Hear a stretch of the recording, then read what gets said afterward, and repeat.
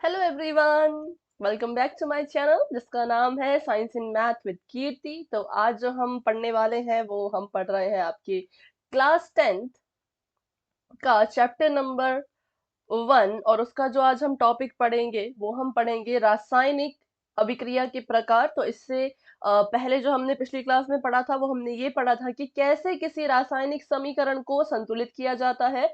तो अगर किसी ने वो वीडियो नहीं देखी है तो प्लीज बच्चों डिस्क्रिप्शन बॉक्स में जाइए और संतुलित कैसे करते हैं किसी समीकरण को, उसका आप वहां पे आपको लिंक मिल जाएगा। उस वीडियो को देखिए, उसके बाद यहाँ पर आइए, ठीक है। क्योंकि आज भी हम संतुलित कैसे करते हैं इक्वेशन को या समीकरण को, वही यहाँ पे भी हमारे काम आने वाला है, तो उसको सीखना बहुत जरूरी है।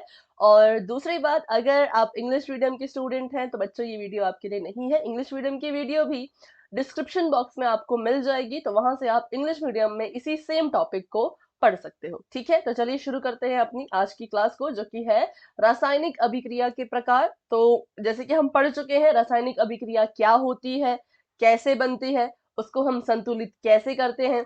आज हम उसके टाइप्स पढ़ेंगे, उसके प्रकार पढ़ेंगे। तो ये यहाँ पे कुछ प्रकार है रासायनिक अभिक्रियाओं के, तो पहले इन प्रकारों के नाम पढ़ लेते हैं। पहला प्रकार है संयोजन अभिक्रिया। दूसरा प्रकार है वियोजन या फिर इसको अपघटन भी कहते हैं, वियोजन या अपघटन अभिक्रिया। तीसरा है विस्थापन अभिक्रिया। चौथा है द्विविस्थापन अभिक्रिया। उसके बाद है उपचयन अभिक्रिया और उसके बाद है अपचयन अभिक्रिया। तो ये कुछ प्रकार है रासायनिक अभिक्रियाओं के।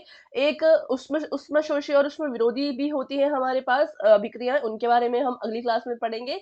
आज हम जो है वो सिर्फ और सिर्फ इन चार अभिक्रियाओं को अच्छे से पढ़ने वाले हैं, बाकी उपचयन और अपचयन भी हम अगली क्लास में करेंगे, ठीक है। तो चलिए बारी बारी से इन सभी के बारे में जान लेते हैं।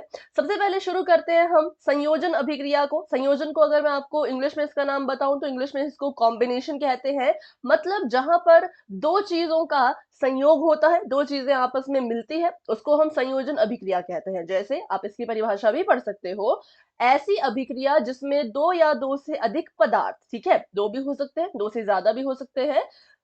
पदार्थ में कौन कौन आया, या तो तत्व या तो यौगिक, ठीक है। ऐसी अभिक्रिया जिसमें दो या दो से अधिक पदार्थ, तत्व या फिर यौगिक संयोग करके एकल उत्पाद का निर्माण करते हैं, उस अभिक्रिया को संयोजन अभिक्रिया हम कहते हैं। जहां पे क्या होगा, तो उदाहरण देख लीजिए।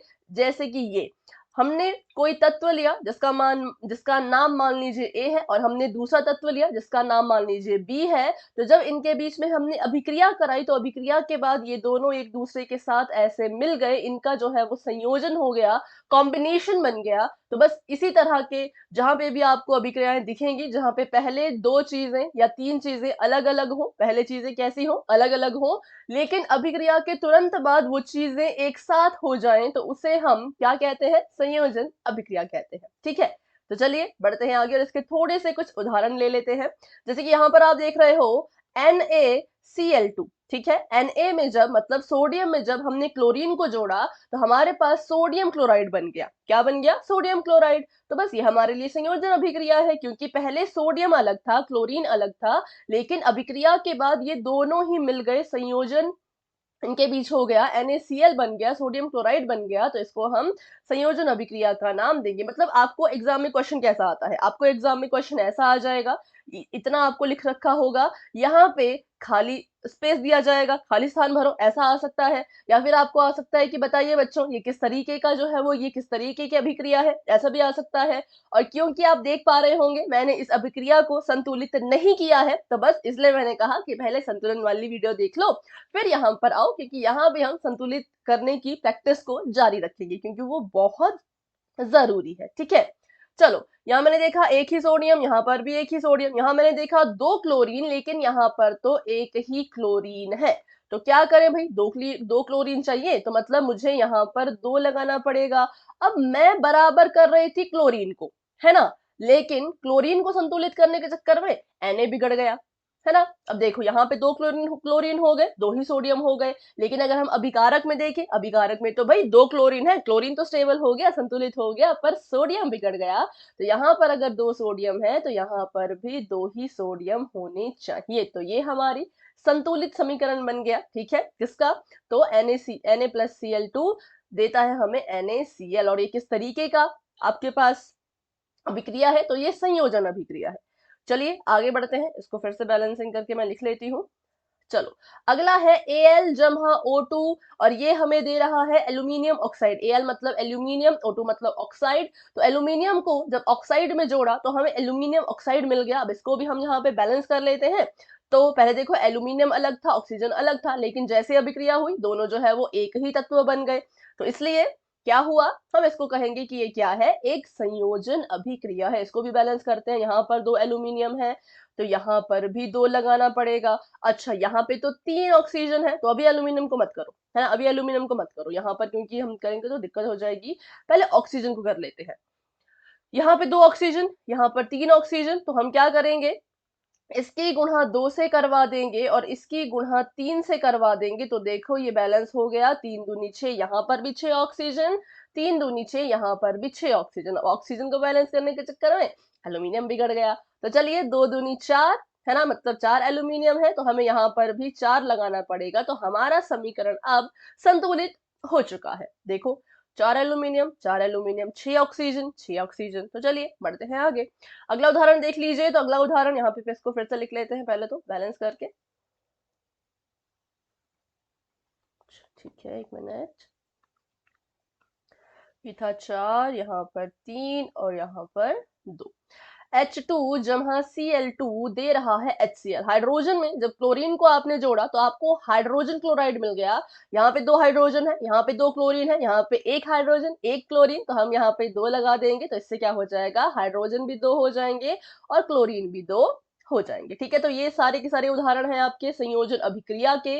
तो आप बिल्कुल देख सकते हैं, आपको बिल्कुल पहचान में आ जाना चाहिए इनको देख के कि पहले ये दोनों अलग अलग थे, बाद में एक बन गए, ये दोनों अलग अलग थे, बाद में एक बन गए, ये दोनों अलग अलग थे, बाद में एक बन गए। तो इट मीन्स ये संयोजन अभिक्रिया है। ठीक है, कैसी है, संयोजन अभिक्रिया है। तो चलिए अब हम बात कर लेते हैं अपने अगले प्रकार की, जिसका नाम है वियोजन अभिक्रिया। वियोजन क्या होता है, तो ऐसी अभिक्रिया जिसमें एक पदार्थ या एक अभिकारक छोटे छोटे उत्पाद में टूट जाता है। अभी संयोजन पढ़ा था, संयोजन में क्या हो रहा था, दो अलग अलग चीजें थी, वो दोनों मिलकर के एक उत्पाद बना रही थी। अब क्या हो रहा है, एक अभिकारक है वो टूट के छोटे छोटे उत्पाद बना रहा है। मतलब जो आपका वियोजन है वो संयोजन के बिल्कुल उल्टा।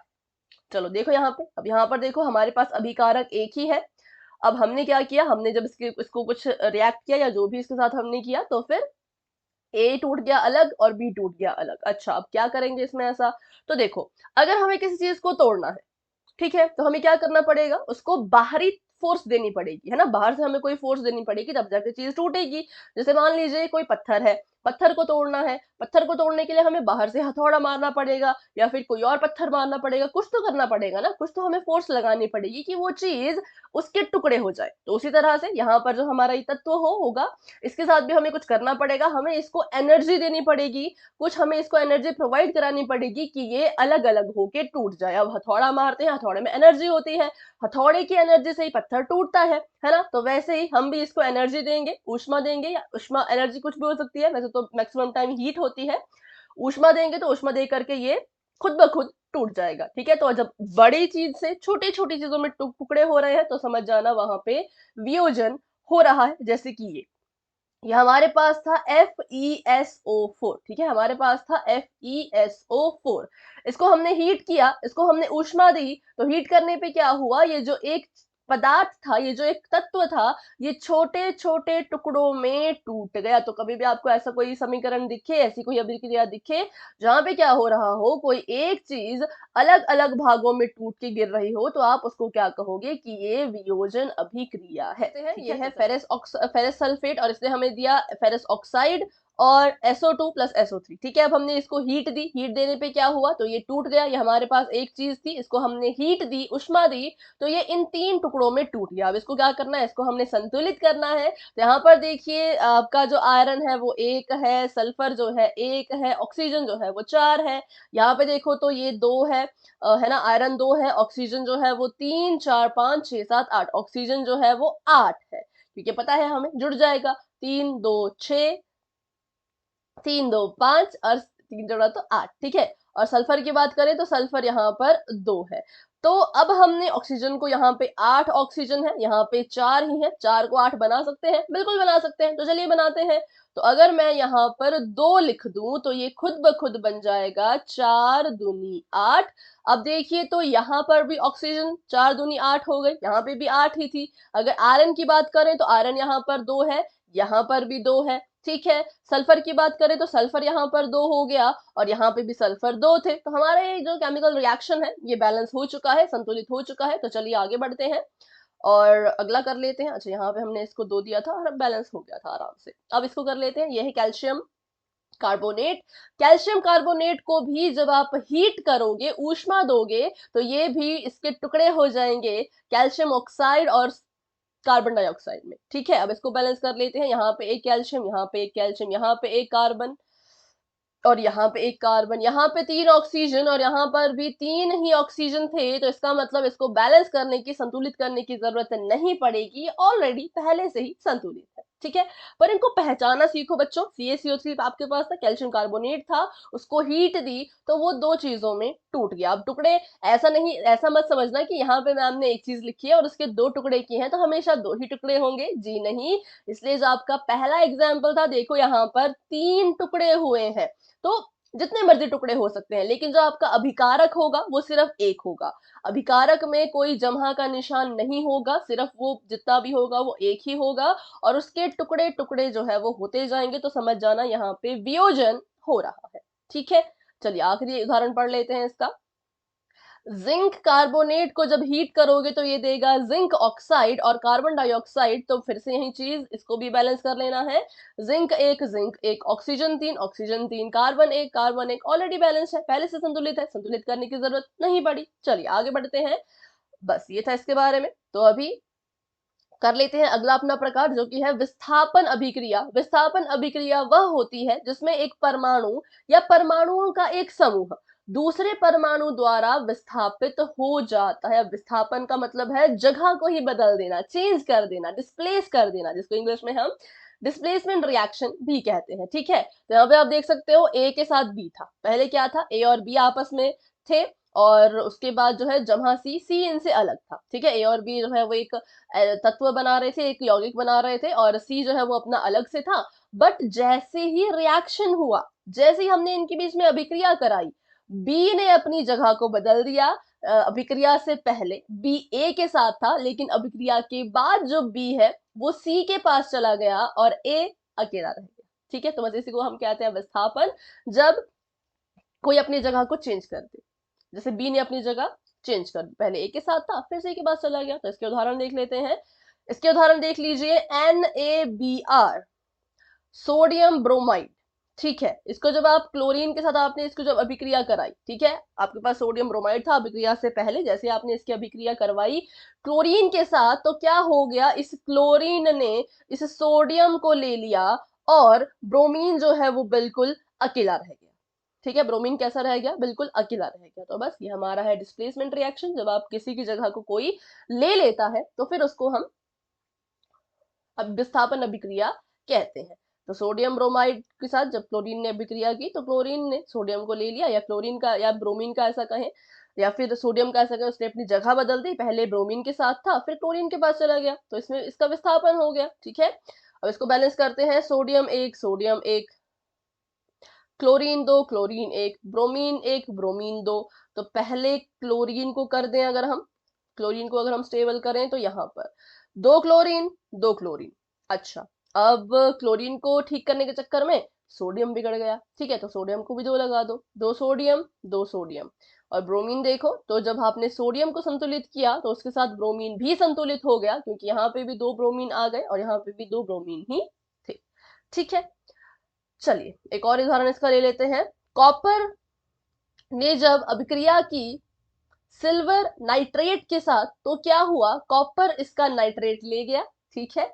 नाइट्रेट इसका ले गया कॉपर और हमारा जो सिल्वर है वो बेचारा अकेला रह गया। तो चलिए इसको भी बैलेंस कर लेते हैं। अब यहाँ पर देखो, कॉपर एक, अच्छा, सिल्वर एक, यहाँ पे नाइट्रोजन 1 है, नाइट्रोजन 2 है। कैसे है नाइट्रोजन 2, तो देखिए यहाँ पे ब्रैकेट लगा हुआ है। मैंने क्या बताया था, पिछली क्लास में हमने पढ़ा था कि अगर ब्रैकेट के बाहर कोई चीज लिख रखी है तो वो दोनों की होती है, ये नाइट्रोजन का भी होगा और ये ऑक्सीजन के साथ भी गुणा करेगा। ठीक है, तो नाइट्रोजन यहाँ पर 2 है, ऑक्सीजन यहाँ पर 6 है। तो हमें ऑक्सीजन को 6 बनाना है, नाइट्रोजन को 2 बनाना है, तो मैं इसको 2 दे दूंगी। जिससे क्या हो गया, नाइट्रोजन 2 बन गया और ऑक्सीजन बन गया 3 दूनी 6, और हमारा जो सिल्वर है वो भी 2 बन गया। यहाँ पे सिल्वर 2 हो गए, वहां पे सिल्वर 1 ही है, तो यहाँ पे भी 2 लगाओ और ये भी सिल्वर कैसा हो जाएगा, 2 हो जाएगा। ठीक है, क्लियर है सभी को? फिर से बताऊं क्या, रिमाइंड करके देख लेना। चलो बता देती। कॉपर 1 था, कॉपर 1 था, ठीक है, तो कॉपर को तो बैलेंस करने की जरूरत ही नहीं पड़ी। सिल्वर भी एक यहाँ पर था, यहाँ पे भी एक ही सिल्वर था, इसको भी बैलेंस करने की जरूरत वैसे नहीं थी। लेकिन नाइट्रोजन यहाँ पर 1 था, ऑक्सीजन यहाँ पर 3 थे, बट नाइट्रोजन यहाँ पर 2 था और यहाँ पे ऑक्सीजन 6 थे। किसकी वजह से, तो इस 2 की वजह से। इस 2 ने 3 के साथ गुणा किया, 3 दूनी 6, इस 2 ने नाइट्रोजन के 1 के साथ गुणा किया, 2 1 कम 2, तो नाइट्रोजन को 2 बनाना है, ऑक्सीजन को 6 बनाना है, तो उसके लिए हमने क्या किया, यहाँ पर 2 की गुणा कराई। 2 की गुणा करवाने से नाइट्रोजन 2 बन गया और ऑक्सीजन जो है वो 6 बन गया। ठीक है, लेकिन इनको बैलेंस करने के चक्कर में हमारा जो सिल्वर था वो भी अनबैलेंस हो गया। वो 2, यहाँ पे सिल्वर 2 है, यहाँ पे सिल्वर 1 ही था, इसलिए मैंने सिल्वर के साथ भी 2 लगा लिया। तो ये हमारा बैलेंस हो चुका है। चलिए आगे बढ़ते हैं। अब हम कर लेते हैं अगला अपना टाइप जो है वो है द्विविस्थापन अभिक्रिया। अच्छा, आप सोच रहे होंगे कि हम इतनी फटाफट फटाफट क्यों कर रहे हैं, क्योंकि आपके सिलेबस में ज्यादा कुछ है नहीं। आपके सिलेबस में सिर्फ इनकी पहचान है कि आपको एक समीकरण लिख देंगे और बोलेंगे कि बताओ बच्चों ये किस तरीके का रिएक्शन है, किस तरीके की अभिक्रिया है, या फिर आपको अभिक्रिया को पूरा करने के लिए बोल देंगे। ठीक है, तो चलिए देख लेते हैं। यहाँ पर द्विविस्थापन क्या होता है, अब यहाँ पे 2 चीजें अपनी जगह बदल रही हैं। अगर हम बात करते विस्थापन की तो सिर्फ बी था जो अपनी जगह को बदल रहा था, लेकिन अगर हम यहाँ पे बात करें तो बी और डी ये दोनों अपनी जगह बदलेंगे। पहले बी ए के साथ था, डी जो है वो सी के साथ था, लेकिन जैसे ही अभिक्रिया हुई डी ए के पास आ गया और बी सी के पास आ गया, तो इसलिए इसको हम कहते हैं द्विविस्थापन, जहां पे 2 तत्व अपनी अपनी जगह को बदलते हैं। इसके उदाहरण देख लेते हैं। तो इसका बिल्कुल सिंपल सा और बहुत इंपॉर्टेंट उदाहरण है, बहुत ज्यादा जरूरी समीकरण है, इसको बिल्कुल ध्यान से देखिएगा। NaSO4, ठीक है, इसको जब जोड़ेंगे हम BaCl2 के साथ तो ये हमें क्या देगा, BaSO4 और NaCl। सोडियम सल्फेट को जब बेरियम क्लोराइड के साथ हमने अभिक्रिया करवाई तो ये बन गया बेरियम सल्फेट जमा सोडियम क्लोराइड। ठीक है, अब इसको यहाँ पर देखिए तो ये हमारे पास सल्फेट है और ये देखिए तो हमारे पास क्लोरीन है। सोडियम सल्फेट था, लेकिन सल्फेट ने अपनी जगह बदल दी। पहले वो सोडियम के साथ था, अब वो किसके साथ है, अब वो बेरियम के साथ है। वैसे ही क्लोरीन ने किया, क्लोरीन पहले बेरियम के साथ था, अब किसके पास चला गया, तो जी सोडियम के पास चला गया। तो बस इसी को कहा जाता है डबल डिस्प्लेसमेंट इंग्लिश में, और हिंदी में इसको कहते हैं द्विविस्थापन, जहां पे 2 चीजें अपनी जगह को बदलती है। ठीक है, तो इसको देखिए बैलेंस है या नहीं। तो Na, अब इसको हम बैलेंस कर लेते हैं। बैलेंस करने के लिए हम देखो तो यहाँ पे थोड़ी सी मतलब गड़बड़ मुझे दिख रही है कि यहाँ पे Na के साथ 2 आना चाहिए था। ठीक है, तो ये थोड़ा सा यहाँ पे मिस प्रिंटिंग हो गई, सॉरी मिस टाइप हो गया कि Na2 यहाँ होना चाहिए था। ठीक है, तो Na यहाँ पे 2 है और सोडियम यहाँ पर 2, वहां पर 1, क्लोरीन यहाँ पे 2, यहाँ पर 1, बेरियम तो यहाँ पे 1 था, यहाँ पे भी 1 था, SO4 एक बार है, SO4 यहाँ भी एक बार है, मतलब क्लोरीन दिक्कत कर रहा है। ठीक है, और सोडियम भी दिक्कत कर रहा है, तो हम यहाँ पे 2 अगर लगा दें तो 2 बार सोडियम आ गया, 2 बार क्लोरीन आ गया और ये इक्वेशन बैलेंस हो चुकी है। चलिए आगे बढ़ते हैं। अब कुछ जरूरी और बहुत ज्यादा इंपॉर्टेंट जो आपकी समीकरण है वो कर लेते हैं। पूरे चैप्टर में ये दोनों समीकरण सबसे ज्यादा जरूरी है, क्योंकि आपको पूछा जाता है इस तरह से कि बताओ चूना पत्थर से बिना बुझा हुआ चूना कैसे बनता है। तो हमारे पास चूना पत्थर था, या फिर उसका समीकरण लिख के बताओ। आपको ये सवाल भी आता है कि चूना पत्थर से बिना बुझा हुआ चूना बनाने के लिए समीकरण लिखो। तो यहाँ पे देखिए ये था CaCO3, जिसको हम चूना पत्थर कहते हैं और इसको हम कैल्शियम कार्बोनेट भी कहते हैं। ठीक है, इसका जो दूसरा नाम है वो चूना पत्थर है।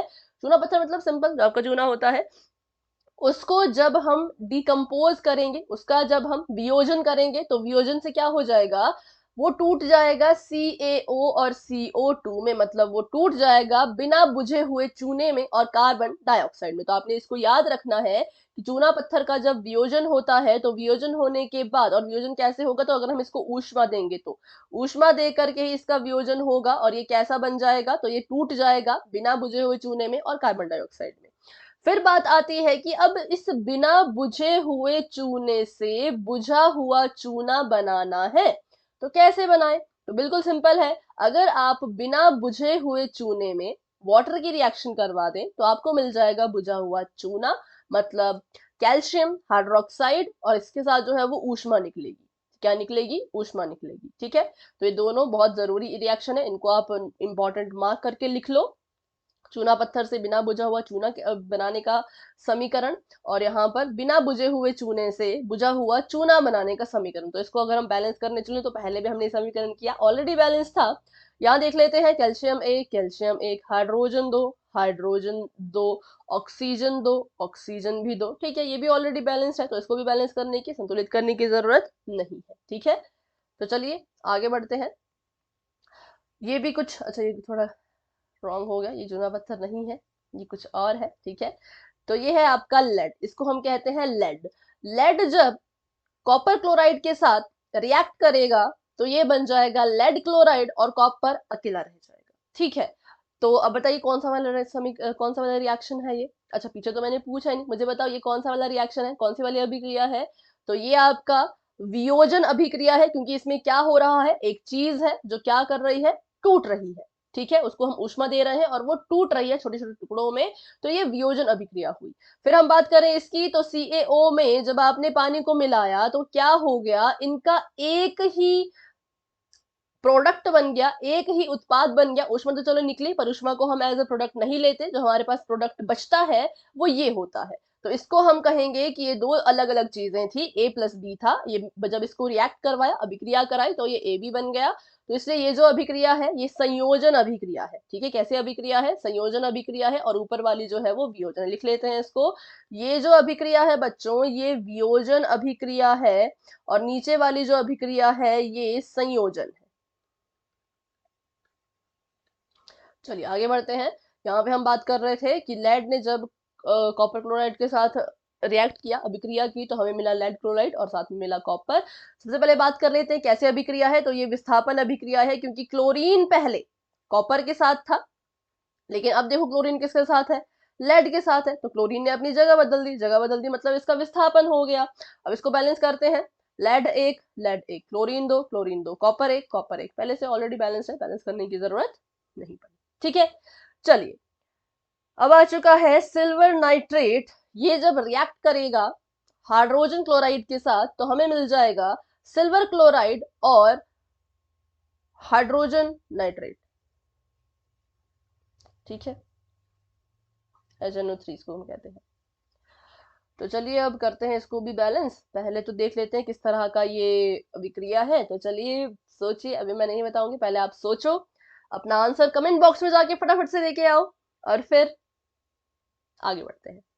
ठीक है, इसका आंसर दे दो फटाफट से। चलो अगर आपने इसका आंसर दे दिया है तो मैं बता देती हूँ, ये द्विविस्थापन है। क्यों है द्विविस्थापन? क्योंकि यहाँ पे दो चीजें हैं जो अपनी जगह को बदल रही हैं। पहले ये किसी और के साथ था, अब ये किसी और के साथ है ना। विस्थापन कितने बार हुआ? दो चीजों का हुआ, तो इसको हम कहेंगे कि ये द्विविस्थापन अभिक्रिया है। पहले NO3 सिल्वर के साथ था, अब यहाँ देखो तो NO3 हाइड्रोजन के साथ है। पहले क्लोरीन हाइड्रोजन के साथ था, और क्लोरीन अब जो है वो सिल्वर के साथ है। ठीक है, क्लियर है सभी को? तो ये द्विविस्थापन अभिक्रिया हो गई। अब इसको बैलेंस करते हैं, सिल्वर एक, NO3 एक बार, NO3 एक बार, हाइड्रोजन एक, क्लोरीन एक, क्लोरीन एक। ये भी ऑलरेडी बैलेंस है, तो इसको भी बैलेंस करने की जरूरत हमें नहीं पड़ी। तो चलिए बढ़ते हैं आगे। अब कुछ समीकरण यहाँ मैंने लिख रखे हैं, आपने मुझे बताना है कि ये कौन से समीकरण है, जो कि आप बताओगे कमेंट सेक्शन में कि पहला समीकरण कौन सा है, दूसरा समीकरण कौन सा है, तीसरा समीकरण कौन सा, और चौथा कौन सा। तो थोड़ा सा इंतजार करते हैं, वीडियो को पॉज करके अपना आंसर जो है वो कमेंट बॉक्स में फटाफट से लिख के आइए, और फिर मैं इसके आंसर आपको बताऊंगी। ठीक है, तो कॉपर सल्फेट ने लेड के साथ जब रिएक्ट किया तो ये बन गया लेड सल्फेट जमा कॉपर। तो सोचो कौन सा रिएक्शन है ये, कौन सी क्रिया है ये, किस तरीके की अभिक्रिया है ये? तो बहुत सिंपल है। हमने देखा कि SO4 सल्फेट पहले कॉपर के साथ था, पर अभिक्रिया के बाद सल्फेट जो है वो आपके लेड के साथ चला गया। तो हम कहेंगे यहाँ पर क्या हो रहा है बच्चों, यहाँ पे हो रहा है विस्थापन। तो इसीलिए ये विस्थापन अभिक्रिया है। कैसी अभिक्रिया है? विस्थापन अभिक्रिया। ठीक है, क्लियर है? देखते हैं बैलेंस है या नहीं। कॉपर एक बार, कॉपर एक बार, SO4 एक बार, SO4 एक बार, लेड एक बार, लेड एक बार। ऑलरेडी बैलेंस था, बैलेंस करने की जरूरत नहीं पड़ी। अगला है पोटेशियम ब्रोमाइड, जहाँ सिल्वर नाइट्रेट, ये बन गया पोटेशियम नाइट्रेट और सिल्वर ब्रोमाइड। अब देखो, फटाफट से कमेंट करो, दूसरा जो समीकरण है वो कैसा है, कैसी अभिक्रिया यहाँ हो रही है। तो देखो यहाँ पर ध्यान से देखो, पहले KBr था, KNO3 बन गया, AgNO3 था, AgBr बन गया। पहचाना? अब तो पहचान गए होंगे। तो ये द्विविस्थापन है। क्यों? क्योंकि यहाँ पर दो चीजें खुद को विस्थापित कर रही हैं, अपनी जगह बदल रही हैं। तो इसका जो आंसर होगा वो ये होगा कि ये जो अभिक्रिया है ये द्विविस्थापन की अभिक्रिया है। ठीक है, ठीक है। देखो, तो बैलेंस है क्या? कैल्शियम एक बार, कैल्शियम एक बार, सिल्वर एक बार, सिल्वर एक बार, NO3 एक बार, NO3 एक बार। जी हाँ, बैलेंस है। संतुलित संतुलित करने की जरूरत नहीं पड़ेगी। बेरियम में जब फ्लोरीन को जोड़ोगे तो बेरियम फ्लोराइड बन जाएगा। तो बताइए ये कैसा समीकरण है, किस तरह की अभिक्रिया है? दो अलग अलग चीजें थी, दो अलग अलग चीजें थी, बाद में देखो तो एक बन गई। तो क्या हो गया यहाँ पर? यहाँ पर संयोजन हो गया। तो हम कहेंगे ये संयोजन अभिक्रिया है। ठीक है, कैसे अभिक्रिया है? संयोजन अभिक्रिया है। ओके, आखिरी वाला देख लेते हैं, NaHCO3। और इसको जब हमने हीट दी होगी, ऑब्वियसली ऊष्मा इसको हमने दी होगी, तो फिर इसके कुछ टुकड़े हो गए, टुकड़े हो गए। तो देखो कैसे टुकड़े हो गए, Na2CO3 जमा H2O जमा CO2। तो ये क्या है, ये हम सब पता लगा लेंगे आराम से। ये वियोजन है। कैसा है ये? तो ये वियोजन है। ठीक है, ये वियोजन जो हुआ मतलब इसका डिकम्पोजिशन हुआ। एक चीज थी वो तीन टुकड़ों में टूट गई, तो इसको हम वियोजन अभिक्रिया कहेंगे। बैलेंस करते हैं, Na एक बार, Na दो बार। अच्छा, हाइड्रोजन एक बार, हाइड्रोजन दो बार, कार्बन एक बार, कार्बन दो बार, ऑक्सीजन तीन बार, ऑक्सीजन तीन चार पांच छह बार। ठीक है भाई, तो इसको बैलेंस करने का मुझे तो तरीका मिल गया। अगर मैं यहाँ पे दो लगा दूं, अगर मैं यहाँ पे दो लगा दूं तो ये बैलेंस हो जाएगा। ठीक है, अगर हम यहाँ पे दो लगा दें तो बैलेंस हो जाएगा। दो सोडियम, दो सोडियम, दो हाइड्रोजन, दो हाइड्रोजन, दो कार्बन, दो कार्बन, छह ऑक्सीजन, तीन चार पांच छह, छह ऑक्सीजन। तो हमने इसको बैलेंस कर लिया है, संतुलित कर लिया है, और इसके प्रकार भी हमने देख लिया। तो बस ऐसे आपको क्वेश्चन भी आएंगे पहचानने के लिए कि कौन सी तरीके की अभिक्रिया ये है।